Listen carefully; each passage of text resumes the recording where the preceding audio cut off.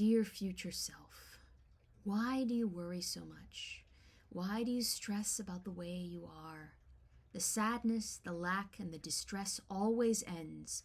The joy, creativity, and energy always comes back. I have an arrangement with myself when going to the gym. I have always found static workouts to be boring to the point of torment. What is the purpose of cycling in place? What is the purpose of swimming laps? If I were biking a new path or a new trail every day, I would be going somewhere and seeing new things.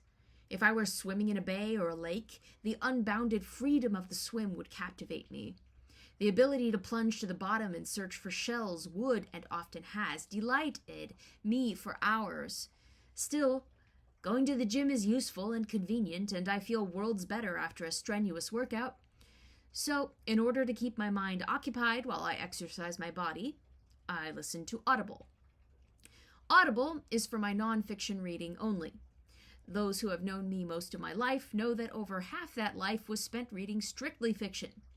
I read it to the point where I naturally developed speed reading techniques and could plow through a novel of standard length in a single day. In recent years, I have become emotionally stable enough that I do not need to escape reality so much as I used to, and I find I am starved for learning. This desire does not allow me to absorb nonfiction at the same rate as I inhale fiction, so I have to slow down the speed of the spoken word in order to understand what I'm reading. In fact, hearing it read aloud to me has been the most reliable method of absorbing nonfiction in my situation.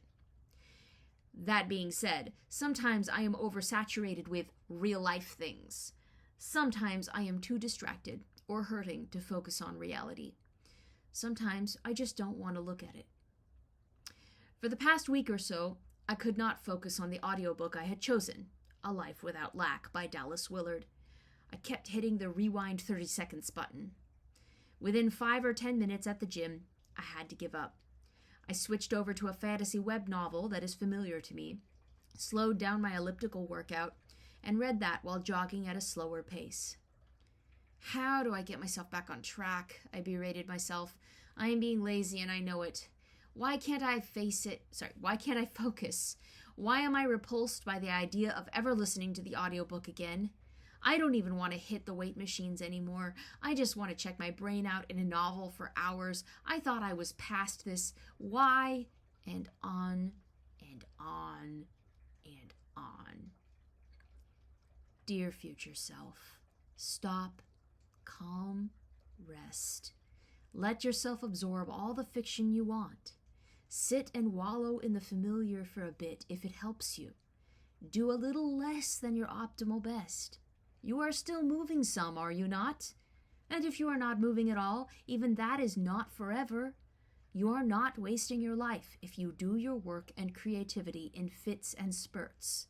You are not lazy if you take it a little slower. Give yourself the grace to refortify the way you know how and keep going. Dear future self, you live in cycles. You have many of them in different areas of your life. Some are longer, some are shorter, some are more painful, and some are merely troublesome, but they all pass. They all change. What is now, whether good or hard, will not always be.